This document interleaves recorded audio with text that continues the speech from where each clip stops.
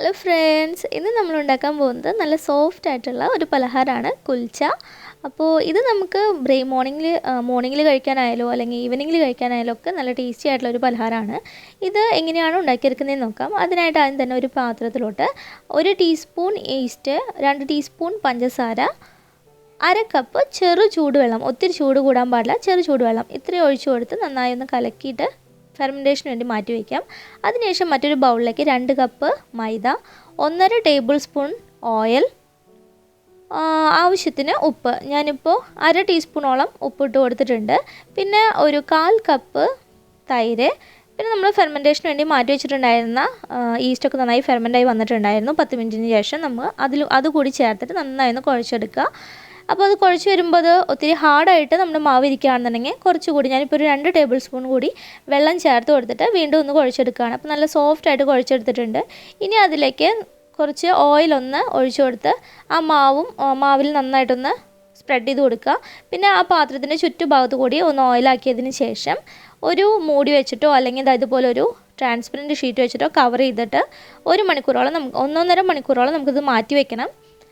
കൂടുതൽ സമയം വെച്ചാൽ അത്രയും നല്ലതാണ് കേട്ടോ. 2 മണിക്കൂറൊക്കെ ആയാലും കുഴപ്പമൊന്നുമില്ല. ഇപ്പോൾ ഒരു 1.5 മണിക്കൂർ ആയപ്പോഴേക്കും നമ്മുടെ മാവൊക്കെ നന്നായി പൊങ്ങി വന്നിട്ടുണ്ട്. ഇനി ഇത് ഒത്തിരി നമ്മൾ കൈകൊണ്ട് കുഴച്ചെടുക്കാൻ പാടില്ല. ജസ്റ്റ് അതിലത്തെ എയർ ബബിൾസൊക്കെ പോകുന്നതിൽ പതിയെ ഇതുപോലെ ഒന്ന് പ്രസ് ചെയ്ത് കൊടുക്കാനേ പാടുള്ളൂ. അങ്ങനെ ഒന്ന് പ്രസ് ചെയ്ത് കൊടുത്തതിന് ശേഷം നല്ലതുപോലെ ഒന്ന് പ്രസ് ചെയ്ത എയർ ബബിൾസൊക്കെ ഒന്ന് കളഞ്ഞതിന് ശേഷം ഇതുപോലെ നമുക്ക് എത്ര വലിപ്പമുള്ള കുൽച്ചയാണ് ഉണ്ടാക്കുന്നതെങ്കിൽ അതിനനുസരിച്ചിട്ട് മാവ് ഇതുപോലെ ഇങ്ങനെ കട്ട് ചെയ്തെടുക്കാം. ഇങ്ങനെ തന്നെ കട്ട് ചെയ്യണമെന്നൊന്നുമില്ല കേട്ടോ. നമുക്ക് കത്തി വെച്ചിട്ടെങ്ങാനും ചെറുതായി എത്ര ബോൾസ് വേണമെന്നുണ്ടെങ്കിൽ അതിനനുസരിച്ച് കട്ട് ചെയ്തെടുക്കുക. പിന്നെ ബാക്കിയുള്ള മാവ് നമുക്ക് അടച്ചു വയ്ക്കാം. ഇനി ഇത് കയ്യിൽ വെച്ച് ജസ്റ്റ് ഒന്ന് റോൾ ചെയ്തതിന് ശേഷം ആ മാവ് ജസ്റ്റ് ഇതുപോലെ ഇങ്ങനെ ഒന്ന് ഉള്ളിലോട്ട് ഇങ്ങനെ ആക്കി കൊടുക്കുക. അപ്പം മുകൾ ഭാഗം നല്ല ഫിനിഷിംഗ് ആയി കിട്ടും. ഇനി നമുക്ക് ഇത് പരത്തിയെടുക്കാം. അതിന് വേണ്ടിയിട്ട് കുറച്ച് പൊടി തൂവി കൊടുത്തിട്ട് ഈ മാവിൻ്റെ 2 ഭാഗത്തും പൊടി ഒന്ന് സ്പ്രെഡ് ചെയ്ത് കൊടുക്കണം. അങ്ങനെ സ്പ്രെഡ് ചെയ്തിട്ട് ആദ്യം കൈ വെച്ച് ജസ്റ്റ് ഇതുപോലെ ഒന്ന് പരത്തി കൊടുക്കുക. ഒത്തിരി പ്രഷറൊന്നും വേണ്ട, ചെറുതായി ഒന്ന് പരത്തി കൊടുക്കുക. അതിനുശേഷം റോളർ വെച്ചിട്ട് നമുക്ക് പരത്തിയെടുക്കാം. അപ്പോൾ ഇത് പരത്തിയെടുക്കുമ്പോൾ ഒത്തിരി തിന്നായിട്ടും പോകാൻ പാടില്ല, ഒത്തിരി തിക്കായിട്ടും വരാൻ പാടില്ല കേട്ടോ. ആ ഒരു രീതിക്ക് വേണം നമ്മളിത് പരത്തിയെടുക്കാനായിട്ട്. അങ്ങനെ ഞാൻ കുൽച്ച ഇവിടെ പരത്തിയെടുത്തിട്ടുണ്ട്. ഒത്തിരി തിന്നുമല്ല, ഒത്തിരി തിക്കുമല്ല കേട്ടോ. ഇനി നമുക്ക് ഇതിൻ്റെ മുകളിലായിട്ട് കുറച്ച് വെള്ളം ഒന്ന് സ്പ്രെഡ് ചെയ്ത് കൊടുക്കണം. വെള്ളം കൂടുതലാവാൻ പാടില്ല, കുറച്ച് ചെറുതായി മാത്രം ഒന്ന് സ്പ്രെഡ് ചെയ്ത് കൊടുക്കുക. അപ്പോൾ ഇതുപോലെ ഒരു ബ്രഷ് എങ്ങാനും ഉണ്ടെന്നുണ്ടെങ്കിൽ അത് വെച്ചിട്ടൊന്ന് സ്പ്രെഡ് ചെയ്ത് കൊടുത്താൽ മതി. ഇനി അതിലേക്ക് കുറച്ച് കറുത്ത എള്ള്, പിന്നെ കുറച്ച് മല്ലിയില കൂടി ഇട്ട് കൊടുക്കുന്നുണ്ട്. അപ്പോൾ ഈ വെള്ളം ഉള്ളതുകൊണ്ട് തന്നെ അത് നന്നായിട്ട് അതിൽ പറ്റി പിടിച്ചിരുന്നോളും. എന്നിട്ട് കൈവച്ച് ജസ്റ്റ് ഒന്ന് അമർത്തി കൊടുക്കുക. അപ്പോൾ ഇത് ഓപ്ഷനിലാണ്, നമുക്കിപ്പോൾ താല്പര്യം ഉണ്ടെങ്കിൽ ആഡ് ചെയ്ത് കൊടുത്താൽ മതി. ഇപ്പോൾ പ്ലെയിൻ ആയിട്ടുള്ള കുൽച്ച ഉണ്ടാക്കണമെങ്കിൽ ഇത് ഇട്ട് കൊടുക്കാതെ നമുക്ക് പ്ലെയിൻ ആയിട്ടും ഉണ്ടാക്കിയെടുക്കാം കേട്ടോ. ഇനി നമുക്ക് ഒരു പാൻ ചൂടാക്കി അതിലേക്ക് കുറച്ച് ബട്ടറോ അല്ലെങ്കിൽ നെയ്യോ ജസ്റ്റ് ഒന്ന് സ്പ്രെഡ് ചെയ്തതിന് ശേഷം നമ്മൾ പരത്തി വെച്ചിട്ടുള്ള കുൽച്ച അതിലേക്ക് ഇട്ട് കൊടുക്കാം.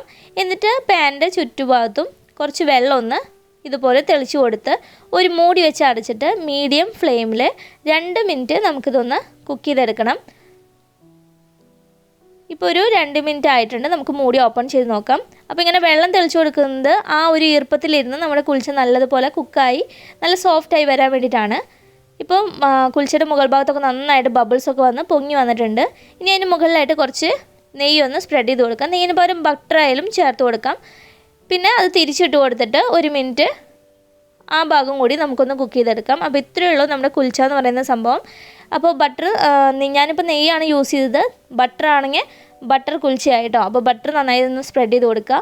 അപ്പോൾ ഇത്രയും സിമ്പിളായിട്ട് ഉണ്ടാക്കിയെടുക്കാവുന്ന ഒന്നാണ് കുൽച്ച എന്ന് പറയുന്നത്.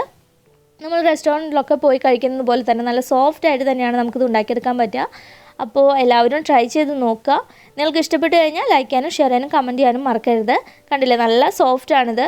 ഇതിന് മുകളിൽ നമ്മൾ കുറച്ച് ക്യാരറ്റ് കൂടി ഗ്രേറ്റ് ചെയ്ത് ഇട്ടിട്ടുണ്ടെന്നുണ്ടെങ്കിൽ പിന്നെ അത് വെറുതെ കഴിക്കാനാണെങ്കിലും നല്ല അടിപൊളിയാണ്. കറികളൊന്നും ആവശ്യമില്ല.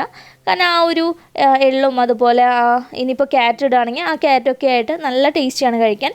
അല്ലാന്നുണ്ടെങ്കിൽ നമുക്ക് കടലക്കറിയുടെ കൂടെയോ അല്ലെങ്കിൽ നോൺ വെജ് കറി ഏതിൻ്റെ കൂടെ വേണമെങ്കിലും കഴിക്കാം കേട്ടോ. അപ്പോൾ എല്ലാവരും ട്രൈ ചെയ്ത് നോക്കുക. താങ്ക്